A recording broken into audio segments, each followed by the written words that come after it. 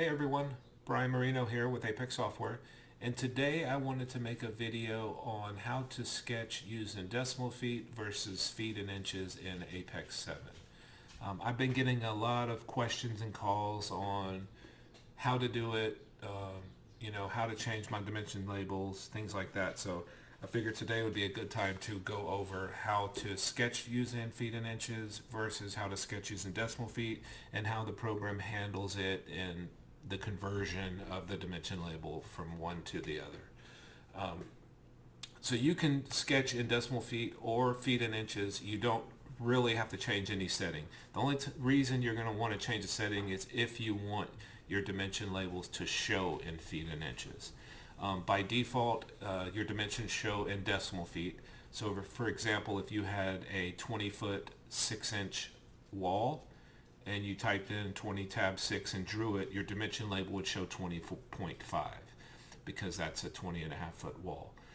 So the program does do the conversion. It does calculate what you type in no matter what the dimension label says, but the dimension label will round up or down depending on your decimal precision, so how many places you're showing after the decimal. To meet ANSI standards, to be to the nearest tenth, all you need to show is one place after the decimal, but some people want to show more, and we have that ability as well, and I'll kind of go over that in this video as well and show you how to change those settings if you want to. So I'm going to go ahead and tap enter on my keyboard, and I'm going to first draw a 20.5-foot wall using decimal feet. So I'm going to type in 20.5, and if you look to the right, or to the left of the page indicator, right down here, you'll see 20.5 is what I typed. So that's what we call the HUD.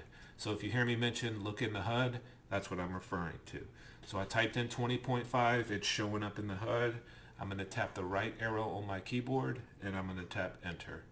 And we have a 20.5 foot wall. So that's 20.5 feet. I'm going to go ahead and move my cursor down and I'm going to do 20 tab. And if you look in the HUD, when I hit tab, it put a tick after the 20. So it's saying 20 feet. And now I'm going to type in 6 and you'll see it shows 6 inches.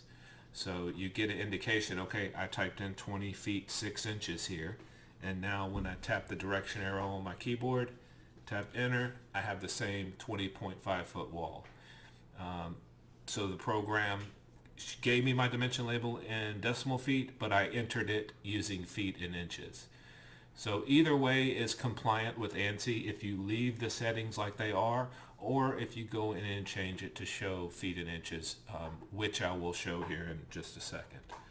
So I'm going to go ahead and move down, and I'm going to do one more example, and this one's a little more extreme.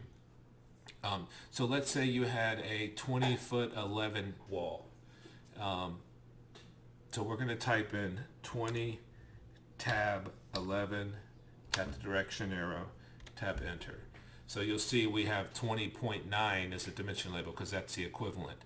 And when I go in and change my decimal precision to show, I'm going to go probably 3 places out just so you can really see what the program's doing. You'll see that it did the conversion for me. So I'm going to move down, and this is a mistake I see a lot of people doing. They'll have a 20-foot 11-inch wall, and so they'll type in 20.11. And so if you look down in the HUD, you see the 20.11. I'm going to tap my direction arrow, and I'm going to tap enter. So we're a good distance off there. We're about 0.8 off at this point. So if you did enter it this way, you're entering the incorrect measurement, and that could become a problem. So just to point that out, if you're using feet and inches, make sure you hit tab no matter what you have your settings set to. If you're using decimal feet, use the decimal point. So now I'm going to go in and change my dimension settings so we can actually see what these numbers are in different ways. So the first one, I'm going to go Tools, Options, and if you go to the Dimensions tab, the first thing I'm going to do is I'm going to set it to show 3 places. I would recommend not doing this. I'd recommend leaving it on 1, but I'm going to do it just to show how far out we go in our calculations. And I can actually go even further to 4 places after the decimal if I wanted to. So I'm going to go ahead and hit OK. All right, and you'll see now, so that 20 foot 11 inch wall is actually 20.917. Our 20 and a half, those are easy because they're 20 and a half feet, so it's going to be the same on both. Then our 20.11 is what we entered, so that's what we get. So the one you're really going to see the conversion on would be the 20 foot 11 inch wall. That's what the decimal equivalent would be, and that's why you're getting 20.9 for your dimension label. I'm going to go back into Tools, Options, and change it back to 1, but I'm also going to change my dimension format. So for any of you that want to change your dimensions from decimal feet to feet and inches, you want it to show feet and inches on each wall, come to the Dimensions tab where it shows Dimension Format, click the drop down and go ahead and select this 8 foot 6 inch option. Okay, and I'm going to click OK. Alright, and now all my walls are showing feet and inches. So if this is what you're looking for, if you want your sketch to show feet and inches on every wall, this is where you're going to go do it. And if you're entering your dimensions using feet and inches, make sure you use the tab key versus the decimal key for that. And so I'll do one more example now with my dimensions set to feet and inches. And actually I'm just going to delete all of this and I'll just draw a quick shape. So I'm going to come over here to draw area, tap enter. First wall I'll do 20, tab 8 inches, enter. We'll go 15, tab 6 inches down. We'll go 10, tab 3 inches left, 3, tab 4 down, and then we'll go ahead and square it up, and then I'll tap A to auto close. All right, and now we can define that area.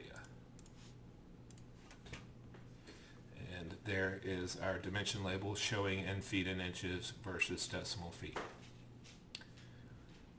So just wanted to give you all a quick example of the different ways you can do it, how Apex handles it, how you can change those settings if you need to. So hopefully this helped. If anyone has any questions, feel free to drop it in the comments. I'll keep an eye on that. And like I said in my previous videos, if this is something you're interested in and you want to see more of, please like, share, subscribe so you don't miss anything. And I will be putting out more videos in the near future. Thanks for watching, and I will see y'all later.